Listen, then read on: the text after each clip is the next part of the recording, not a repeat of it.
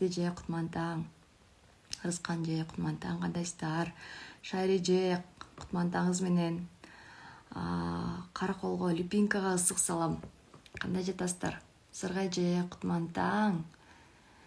Манайыңыздар кандай жатасыздар? Иштериңиздер кандай? Сонун жаңылыктар болуп атса керек. Мынакей уже декабрдын 3-ü буюрса мына 2023 жылды только баштап аттык элек, максат коюп мынакей ушул жылы сонун жыл болот, сонун ийгиликтерди багындырам деп ким жазды эле.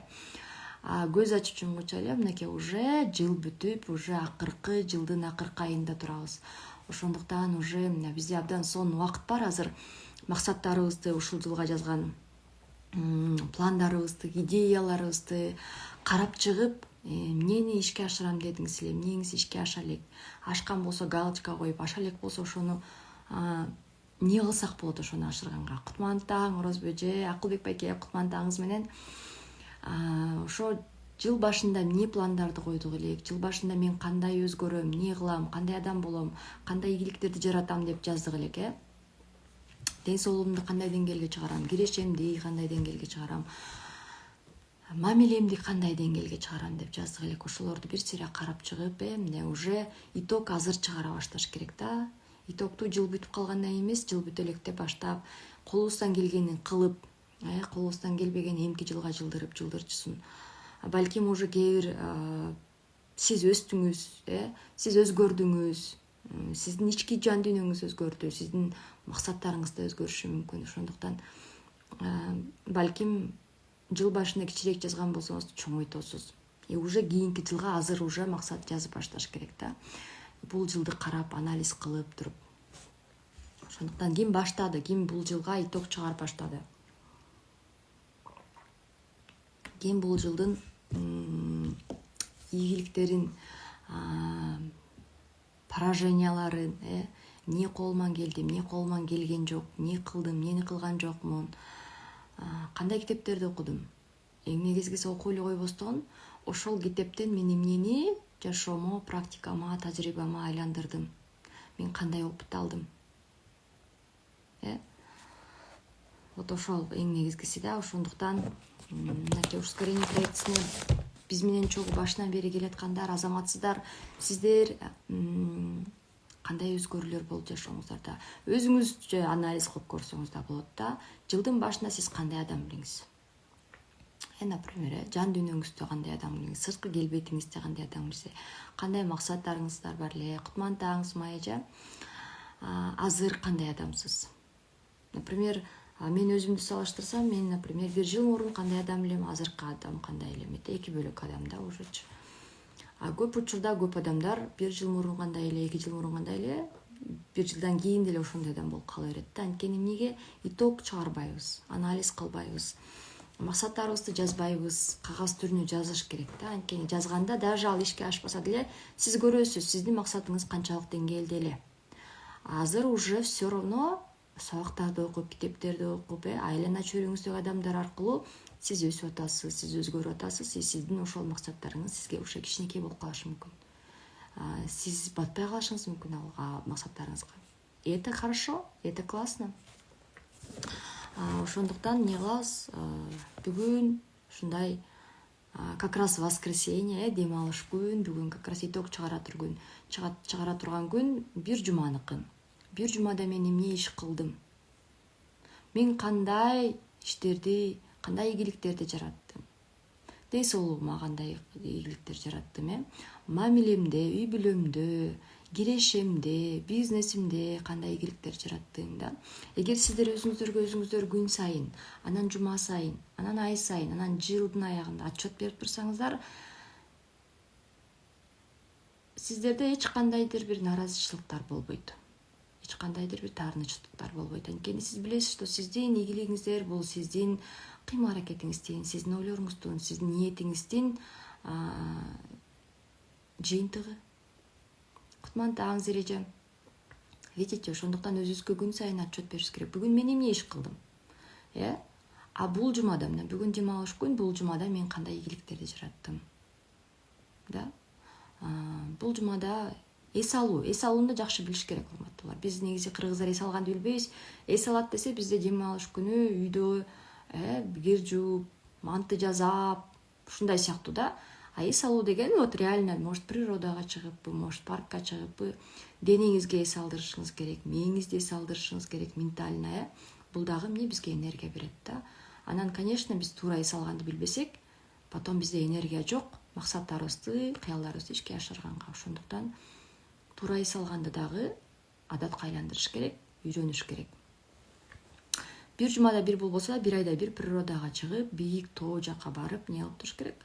1-2 саат жүрүп жөн эле. Телефон жок, эч кандай эч нерсе гаджет жок эле. Туугандар менен, тааныштар менен, жакын адамыңыз менен, подружкаңыз менен болобу барып, жөн эле баарлашып, жан дүйнөңүздүн бугун чыгарып, биз дагы эмне жаратылыштан өтө күчтүү энергияны алабыз. Өтө мощный энергияны именно природа тоодон, көлдөн, мындай токойдон, бак дарактуу жерден, ошондой жер, жакын жер бар болсо, кандай жер бар сизде? Ошол жакын жериңизге барып, 2-3 саат энергия алып келишиңиз керек. Действительно, бул азыр дагы бүгүн именно бүгүнкү биздин темабыз, урматтуу бриллианттар, киргендер кире берет, баштай берели. Кирешең сенин ички абалың деген темада. Биздин кирешебиз биздин ички абалыбыздан кандай таасир, кантип биздин ички абалыбыз биздин кирешебизге таасир берет. Ошо жөнүндө сүйлөшмөкчүбүз. Ал жөнүндө сүйлөшкөндөн мурун биз эмне кылабыз? Азыр медитация кылабыз. Желательно, конечно, наушникчен болсоңуздар абдан жакшы болмокчу. Наушнигиңиздер болсо. Наушниктер жок болсо, анда эмне кылабыз? Внимание, фокустун баары эмнеде болот? Менин үнүмдө болмокчу. Медитацияны уже билебиз, көзүбүздү жумуп, терең дем алып, расслабленный абалда отурабыз да. Анда эмесе, кеттик. Медитация кылабыз, канат, көзүбүздү жумдук, терең дем алабыз. Ар бир дем менен, ар бир алган дем менен жана чыгарган дем менен дене ушунчалык мындай бошоп, жумшак болуп, оорулушуп барат да.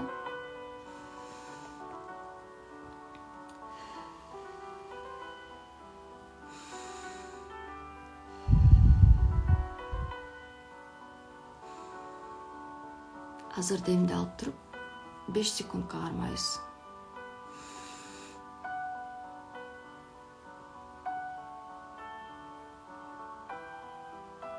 Анан жай чыгарабыз. Кайра терең дем алып туруп, кайра 5 секундка кармайбыз.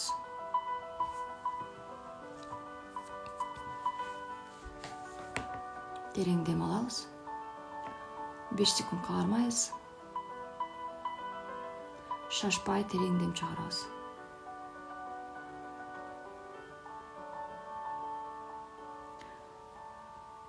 Эми азыр кичинекей чагыңызда абалга барыңыз. Балким 3 жашыңыз, балким 4 жашыңызбы, сиздин эсиңизде калган жаш. Сиздин үй бүлөдө акчага болгон кандай маселелер бар эле? Ата-энеңизде, үйүңүздө жашаган чоң ата чоң энеңиздеби, чоңдордо.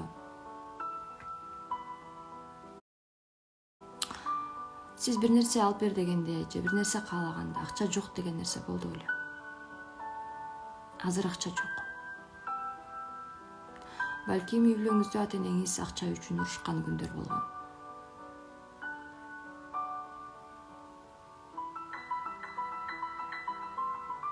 Балким акча жоктугунан сиз каалаган оюнчугуңуз менен ойногон эмеспиз. Сиз каалаган оюнчук болгон эмес. Балким акчанын жетишпестигинен сизди чоң эжелериңиздердин, байкелериңиздердин кийимдерин кийгенсиз.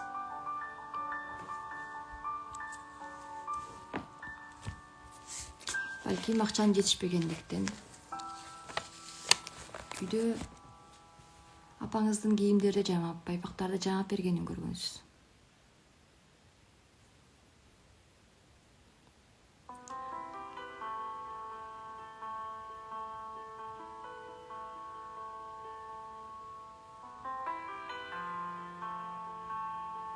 Андан кийинки абал 7-8 жаш, 9 жаш эстейбиз.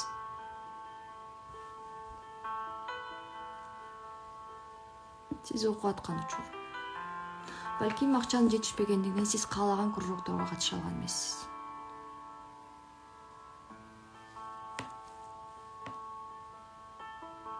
Каалаган кийимиңизди кие алган эмессиз.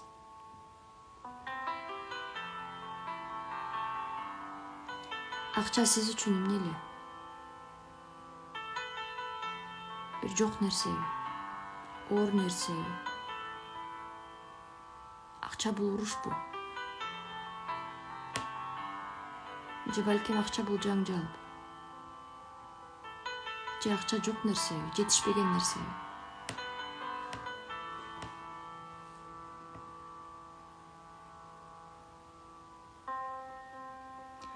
Андан кийинки 14-15 жаштагы абалыңыз. Балким сиздин айлана чөйрөдө акчалуулар болгон. Каалаган тамагын алып жеген школдон. Балким сизде ошол акча жок болгондон ошол тамакты алып жей албай калган күндөр болгон.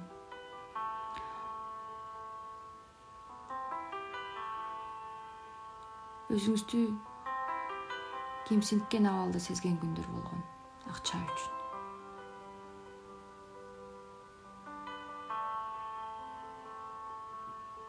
Ыйлаган күндөр болгон балким.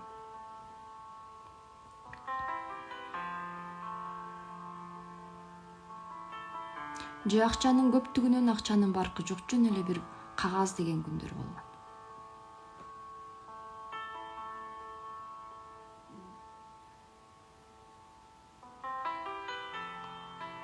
Акча кандай келерин, кандай эмгек менен келерин түшүнгөн эмессиз.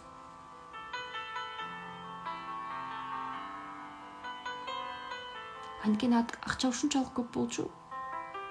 Сизге баары бир болчу. Акча барбы, жокпу анткени. Бул жөн эле кагазда.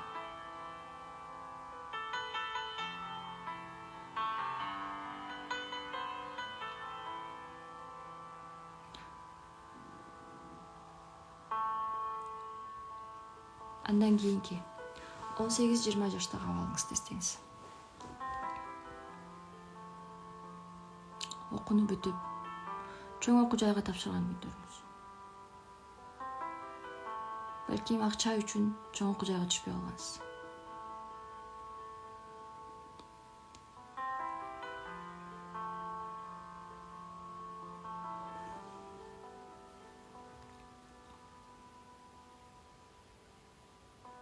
Балким акча үчүн окуу жайга түшпөй, иштешке туура келген. Ата-энеңизге, бир туугандарыңызга жардам беришке туура келген.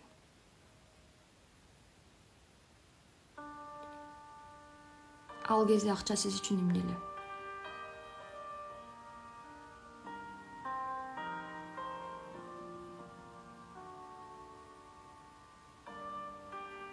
Мен көп эмгектенишим керек. Акча табыш үчүн мен көп эмгек кылышым керек. Акча табыш үчүн мен өзүмдүн кыялдарыман отказ кылышым керек. Акча табыш үчүн мен өзүмдүн максаттарыман отказ кылышым керек.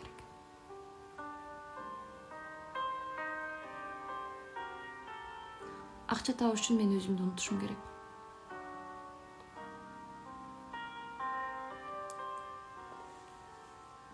Мен жөн гана иштешим керек.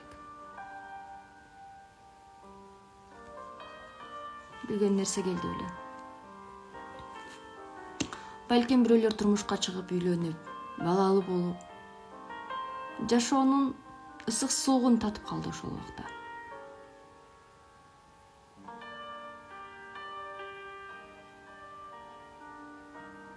Кандай кыйынчылыктар өттү башыңызда акча үчүн? Балким жетишпеген үчүн. Дагы эле сиз ошол жан дүйнөңүздүн абалы менен жашап келесиз. Акча бул эмне? Кыйынчылык, оорчулук. Акча бул көп эмгек.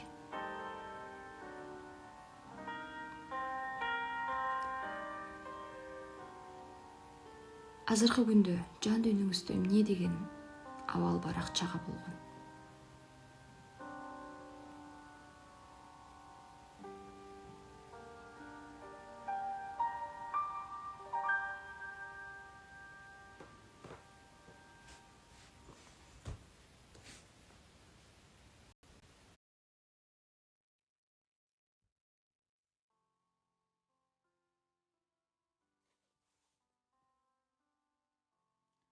Акча дегенде жан дүйнөңүздө эмне чыгат?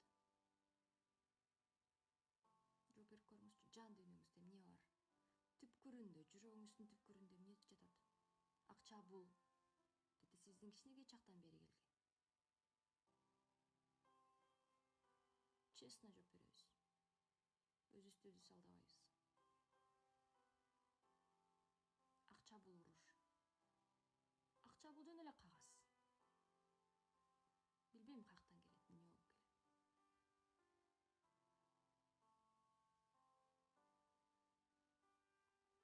Акча бул отказ. Өзүмдүн каалагандарыман отказ кылышым керек акча үчүн. Ошондуктан бүгүнкү күнгө чейин сиз өзүңүздү унутуп келесиз, өзүңүздүн кыялдарыңызды унутуп келесиз, максаттарыңызды унутуп келесиз. Сиз көп эмгек кылганда гана акча таба аласыз.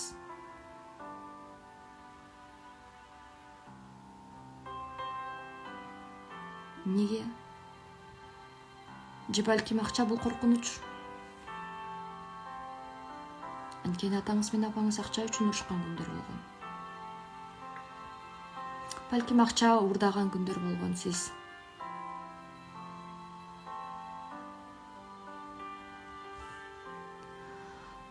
Так, азыр көзүбүздү ачабыз да, кагаз ручканы алабыз дагы жооп беребиз. Логиканы күйгүзбөйбүз, просто жаза беребиз. Так, мен сиздерге 3 мүнөт убакыт берем. Мынакей 3 мүнөт кетти, 3 мүнөт жазабыз. Акча дегенде жан дүйнөңүздө эмне чыгат? Акча бул эмне? Акча бул көп эмгек балким. Акча бул коркунуч балким. Акча бул жетишпеген нерсе балким. Же акча бул жөн эле кагаз балким. Же акча бул уруш, жаңжал. Же акча бул уурдаш керек.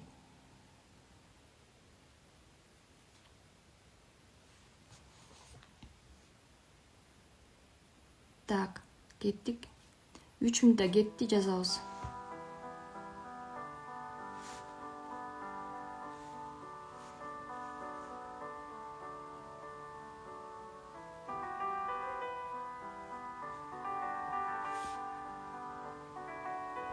Жазабыз. Акча бул эмне? Жан дүйнөңүздө эмне чыгат акча дегенде? Балким жүрөгүңүз ыркырап кетет.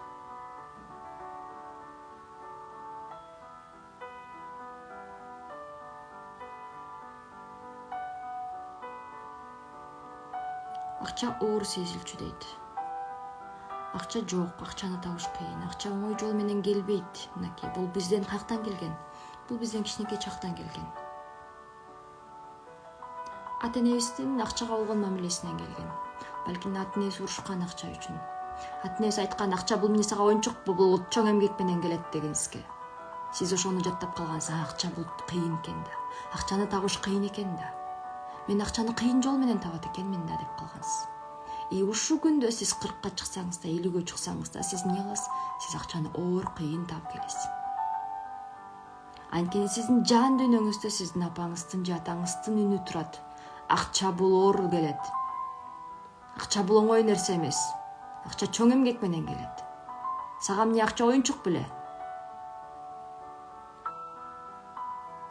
Тынбай эшекте иштеш керек.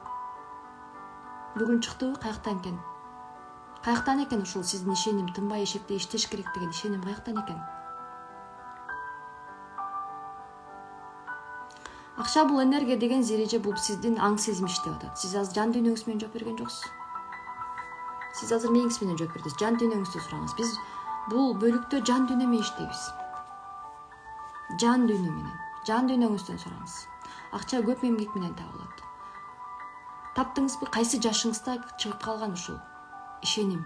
Кайсы жашыңызда алгансыз ушул ишенимди? Кимден алгансыз? Апаңызданбы, атаңызданбы? Акча көп эмгек менен табылат деген. Ким айтты эле сизге ушуну? Балким сиз сурагансыз, апа мага кукла сатып берчи. Апа мага көйнөктү сатып берчи. Апа мен могу кружокко барайынчы.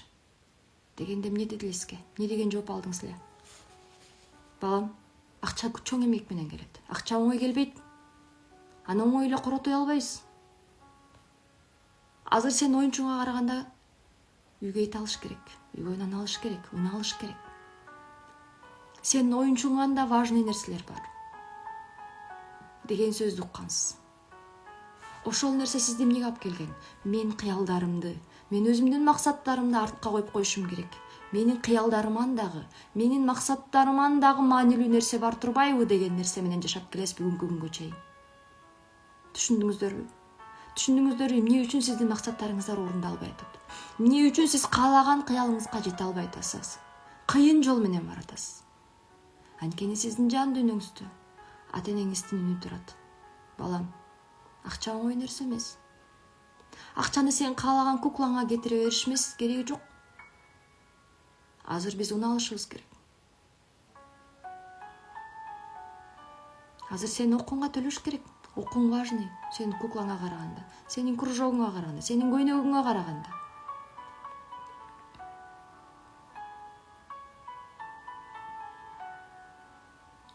Все мы родом из детства. Бардыгыбыз кичинекей чактан келгенбиз. Бардыгыбыздын ишенимдерибиз бизди алдыга жылдырган же бизге тоскоол болгон. Бардык нерсе каяктан келет? Ошол жактан келет. Бүгүн билдиңиздерби, көрдүңүздөрбү? Ким түшүндү эмне үчүн акча мага оор келет экен?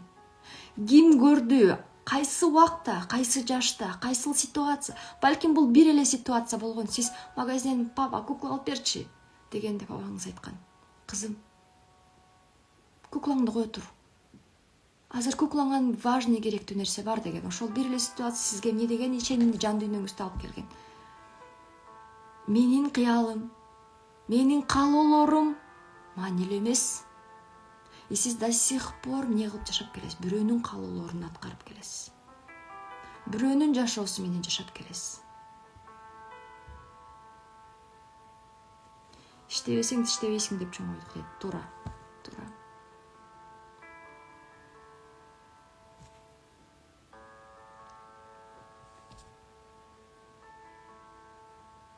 Нурил эже, сиз дагы мей менен жооп берип атасыз. Жан дүйнөңүз менен иштеңиз. Азыр сонун возможность. Мен бүгүн сиздерге ушундай сонун атайын даярданып, сонун мощный акчага болгон трансформационный техника берип атам да. Видите, ошону балким сизде азыр если жан дүйнөңүз менен сүйлөшкөнгө болбой атса, кайра кайталап көрүңүз эфирди. Мээбизди отключайте, логиканы отключите, жан дүйнөңүздү угуңуз, жан дүйнөңүз менен сүйлөшүңүз. Анткени бүгүнкү күнгө чейин сизди ким башкарып келет? Жан дүйнөңүз, түпкү сезим башкарып келет.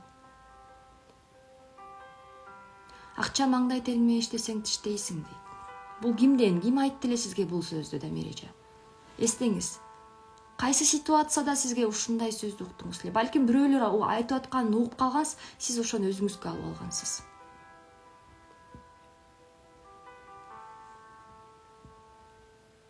Акчаны жөнү жок жоготпо. Мынакей, туура айтасыз Эрбиже.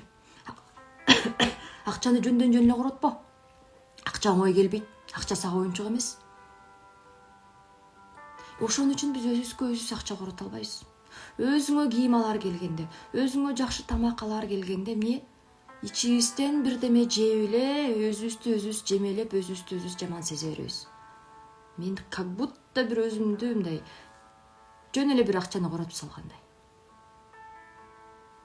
Мен түшүндүм дейт, ооба ошондой сөздөрдү укканмын.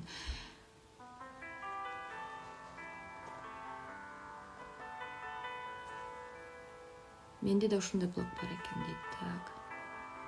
Акча экономдо жок болуп калат. Туура айтасыз Сыргайча. Экономдо акчаны. Корото бербе. А бирок акчаны эмне үчүн табабыз? Коротуш үчүн табабыз да. Туурабы? Эмне үчүн биз коротобуз, бирок акча оор келет. Анткени биз оор коротобуз. Өзүбүздү күнөөлүү сезимге батырып, малып, салып туруп анан коротобуз. Болушунча. Анан ал күнөөлүү сезимдер кайра келаткан акчанын потогуна эмне болот? Тоскоол болот. Акча суудай келет, суудай кетет дейт. Туура айтасыз, акча суудай келет, суудай кетет. Акчанын функциясы ошол, келиш керек, кетиш керек. Обмен болуп туруш керек. Бирок бизде ал нерсе терс кабыл алынат.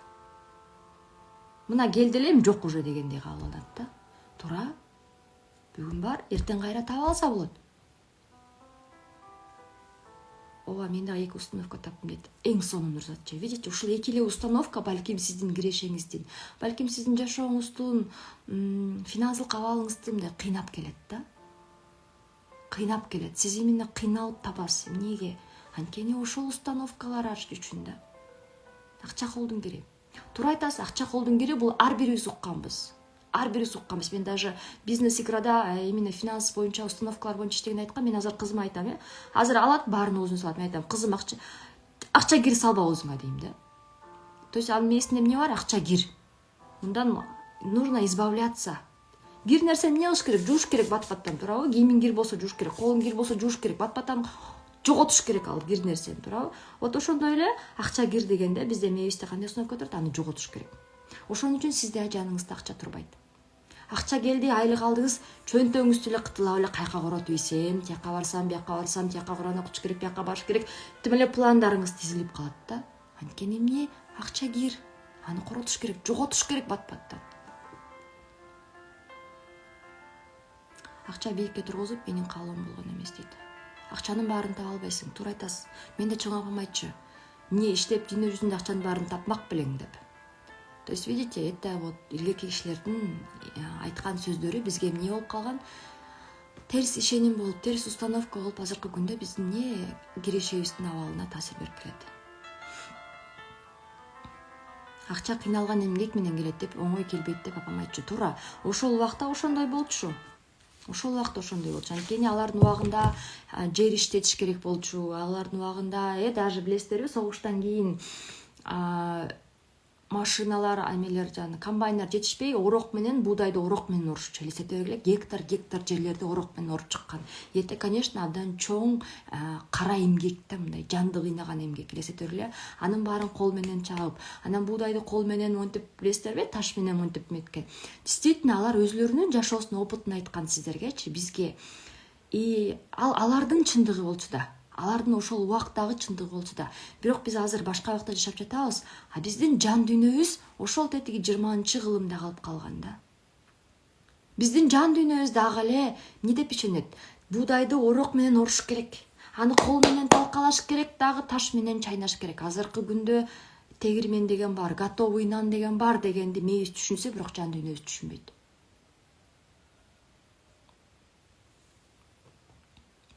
Туура айтасыз, байлар жаман деген кинолорду көрчүбүз. Кинолордон да алдык, толтура алдык кинолордон дагы. Бирок азыр биз именно кинолор менен иштейбиз. Азыр биз именно кичинекей чакта ата-энебизден, бир туугандардан, чоң ата чоң энебизден келген именно. Анткени алар кимдер? Алар биз үчүн эң авторитетный адамдар. Туурабы? Биз кичинекей чакта биз үчүн алар эң авторитет адамдар болчу. Алардын сөзү биз үчүн закон болчу, аны аткарыш керек. Сиз до сих пор, сиз 50-60ка келсеңиз дагы ошол сөздөрдү закон кылып ошону аткарып келатасыз.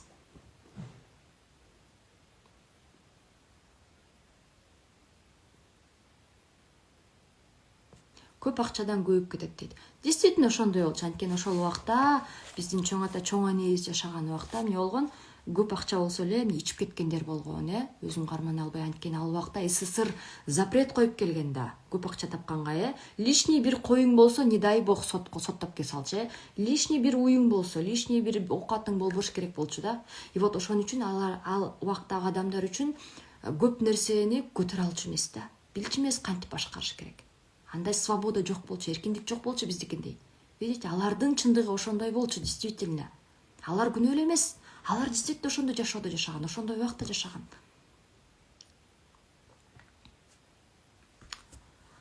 Мен мектепте окуп жүргөндө каникулда иштечүмүн, ошол кез келди дейт. Да, видите, каникулда иштечүсүз, эмне кылчусуз, эмне деген ой келчү? Иштеш керек. Кара эмгекте иштеш керек, иштесең иштейсиң, иштесең акча табасың. Эмне кылыш керек? Иштеп, эмне кылчу элесиз, эмнеге коротчу элеңиз? То есть ал дагы важный. Азыркы күндө сиз өзүңүзгө кандай коротосуз?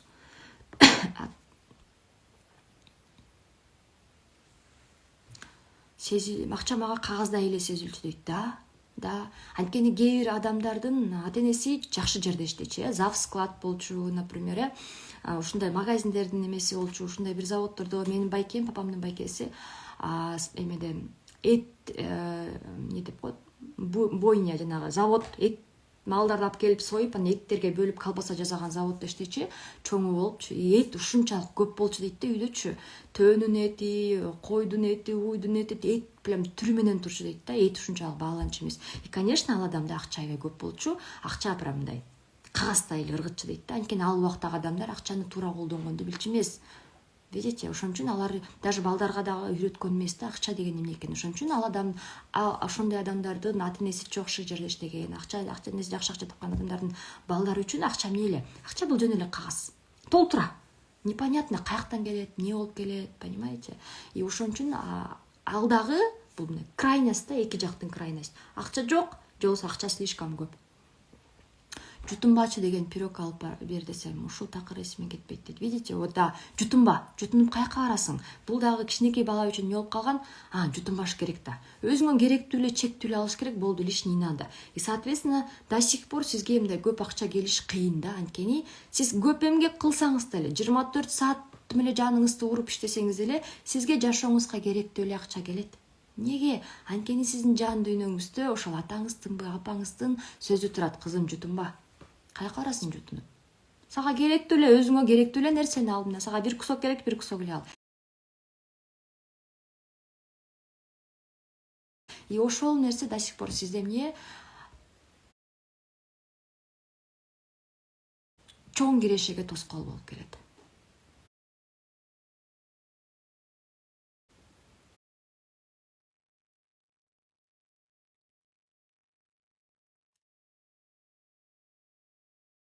Акча коркунуч алып, милдеттеме алгым келчү эмес. Жоготконго шашчумун. Видите? Да.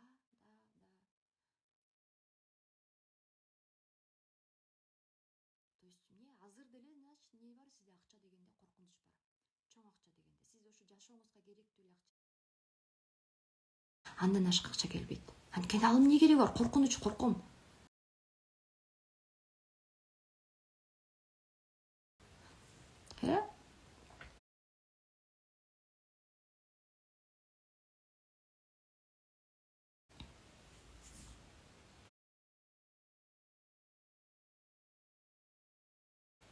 Ооба, апа мени бешикке салып кой, буудай урчумун дечи. Да, видите? И действительно бул кандай оор жумуш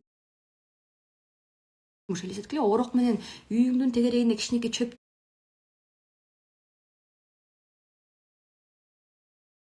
оргондо кандай кыйналып кетесиң, гектар буудайды оргонду элестете бергиле. Видите, колуң жешилип, кыйналып, күндүн ысыгы, күндүн суугу болобу, жан жайыбы без разницы.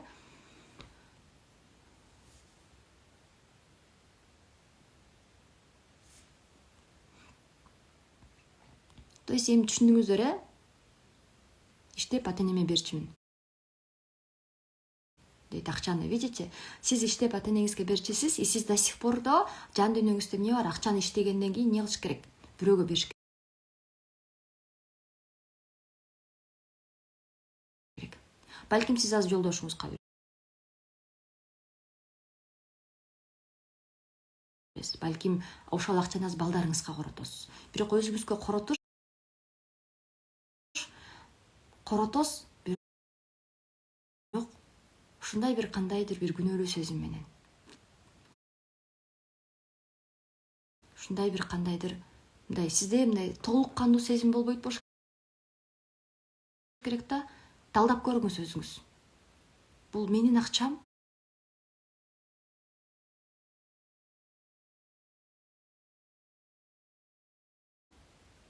Мен кааласам азыр ошол акча менен Турцияга кетип калсам болот.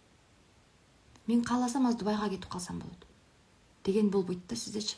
Жок, мен бул акчаны эртеңки күнү кызым контрагын төлөшүм керек. Бул акчага эртең продукт алыш керек. Бул акча сизде акча көп болсо деле, сизде эмне бар? Как будто сиз өзүңүз каалагандай корото албайсыз. Анткени бирөөгө бериш керек, бирөөгө отчет берип туруш керек деген нерсе бар. Памекет естүүбүз, бош убакыт жок эле дейт да, потому что акча үчүн көп убакыт салып иштеш керек деген нерсе бар да. Видите? Азыр келиңиздер дагы бир практика кылып көрөлү. Көзүңүздөрдү жумуңуздар, терең дем алыңыздар. 5 секунд терең демди кармайбыз, прям ичибиз менен терең дем алып 5 секунд кармайбыз.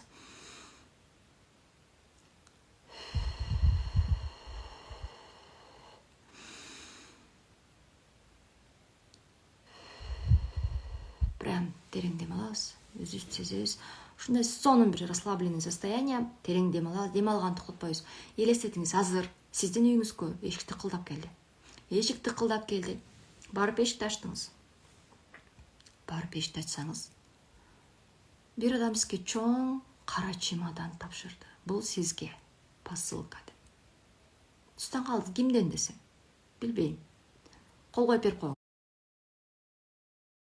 Кол коюп бердиңиз. Чемоданды үйүңүзгө алып кирдиңиз.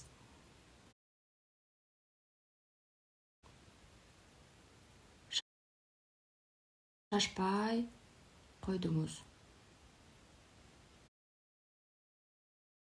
Ачтыңыз. Ачсаңыз, чемодан толо 5000 сомдуктар. 5000 сомдуктар, элестете бериңиздер. Кагаз. Сиздин атыңыз. Бул сага белек. 5 миллион сом. Каалагандай корото бер деп жазылып турат. 5 миллион сом. Белгисиз кимден келди сизге.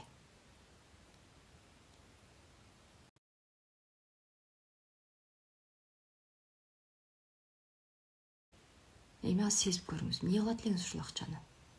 Мага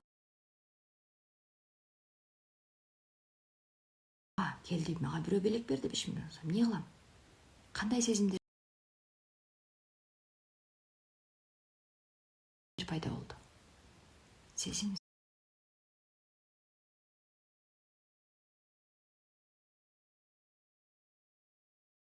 Талдап көрүңүзчү. Балким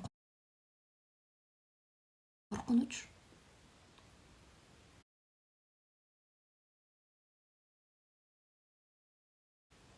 О Кудай, бул каяктан келди? Ким мени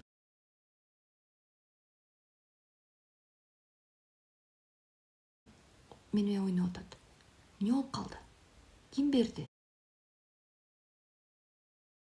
Балким бирөө мени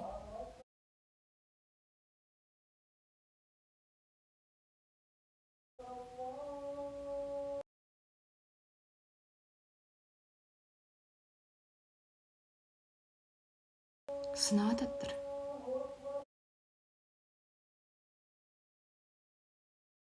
Балким бирөө урдап мага салып жибергендир.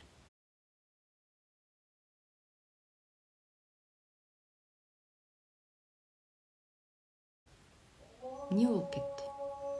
Же балким эртең бирөө келип кайра менден сурайт бул акчасын.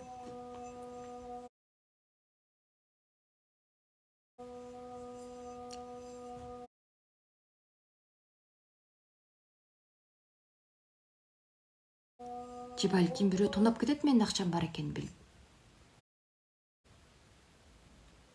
Бир четинен сүйүнүп атасыз. Сизде толтур акча бар. Эмне кылыйсың? Мээңизде ойлор келип атат. Эмне кылыйсың? Азыр барып магазинден эмне алсам? Так, эмне кылыйсың гана? Бирок жан дүйнөңүздө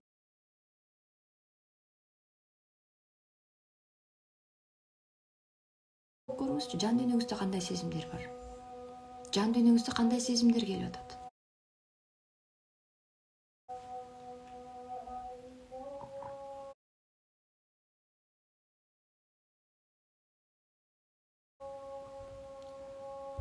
Жөн эле.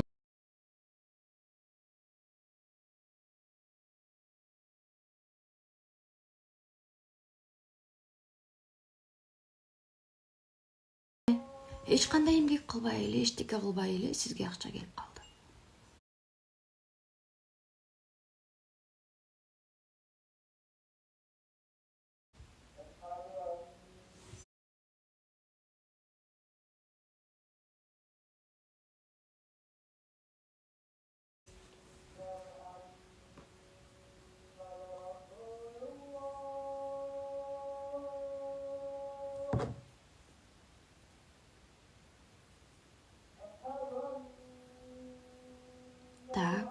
көзүбүздү ачабыз.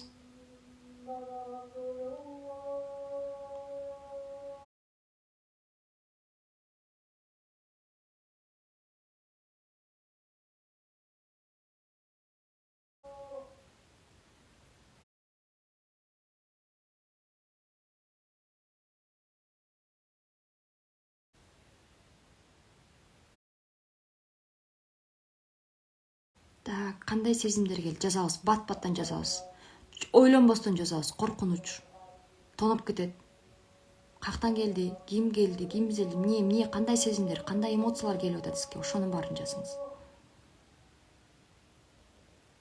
Ойлоруңузду да жазыңыз. Эмне кылсам, каяка коротсом, эмне алсам, кандай ойлор келип атат?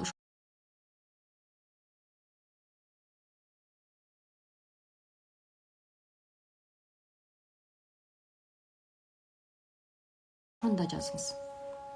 Эки деңгээл.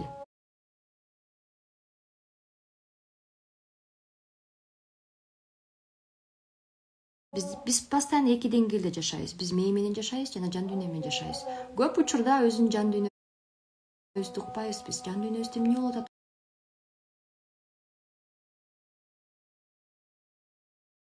укпайбыз. Коркуу сезим келди. Туруп айтасыз. Анткени чоң акча бул каяктан келди?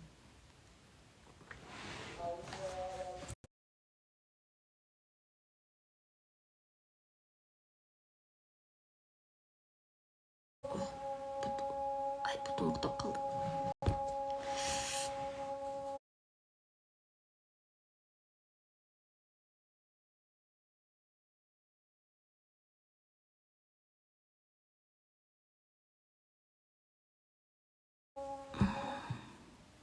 Көп адам ойлойт, мен жыргайм да.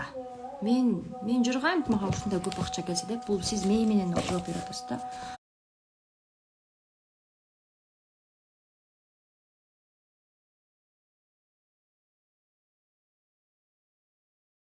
А жан дүйнөңүздө эмне деп турат?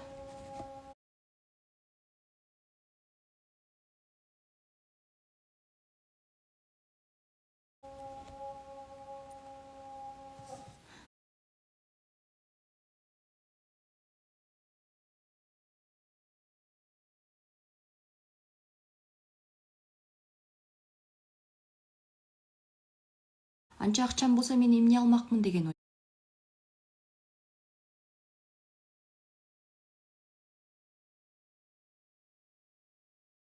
ой келди. Туура айтасыз.